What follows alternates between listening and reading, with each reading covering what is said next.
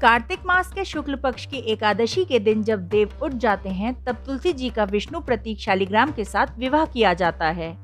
तुलसी विवाह के दिन सुबह ब्रह्म मुहूर्त में उठकर स्नान कर स्वच्छ वस्त्र पहने और व्रत का संकल्प लें।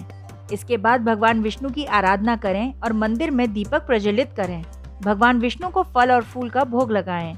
कहा जाता है कि एकादशी के दिन भगवान विष्णु को तुलसी जरूर अर्पित करनी चाहिए, क्योंकि तुलसी दल के बिना भगवान विष्णु भोग स्वीकार नहीं करते हैं।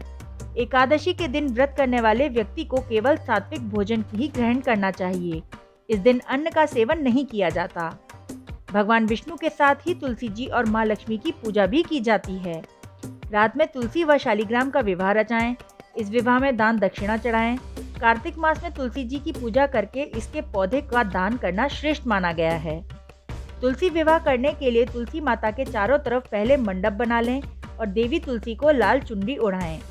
सुहाग और श्रृंगार की सारी सामग्री देवी को अर्पित करें और इसके बाद गणपति पूजा करें। फिर शालिग्राम जी के साथ देवी तुलसी का विवाह करें। शालिग्राम जी को सिंहासन के साथ देवी तुलसी की 7 बार परिक्रमा कर लें। फिर आरती कर विवाह के मंगल गीत गाएं।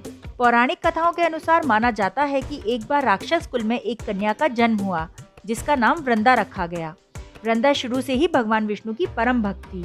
वृंदा बड़ी हुई तब उसका विवाह असुर राज जलंधर से हो गया। वृंदा की पतिव्रता और भगवान विष्णु की भक्त होने के कारण उसके पति जलंधर की शक्तियां और भी ज्यादा बढ़ गईं, जिसके बाद जलंधर ने सभी देवी देवताओं को परेशान करना शुरू कर दिया।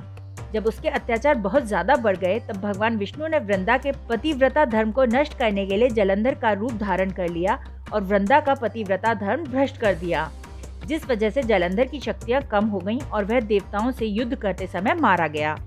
माना जाता है कि जब वृंदा को भगवान विष्णु के इस छल के बारे में पता चला, तब उसने उन्हें वहीं पत्थर का बन जाने का श्राप दे दिया, जिसके बाद माता लक्ष्मी ने और सभी देवी देवताओं ने वृंदा से अपना श्राप वापस लेने का आग्रह किया।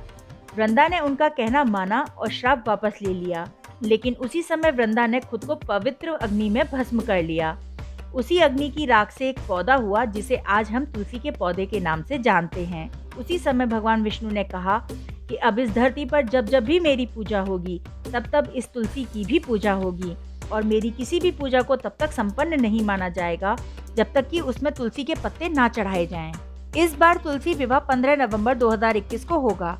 देवउठनी एकादशी के दिन व्रत करने वाली महिलाएं 15 नवंबर को दोपहर 1 बजे से 3:19 बजे के बीच व्रत का पारण कर सकेंगी।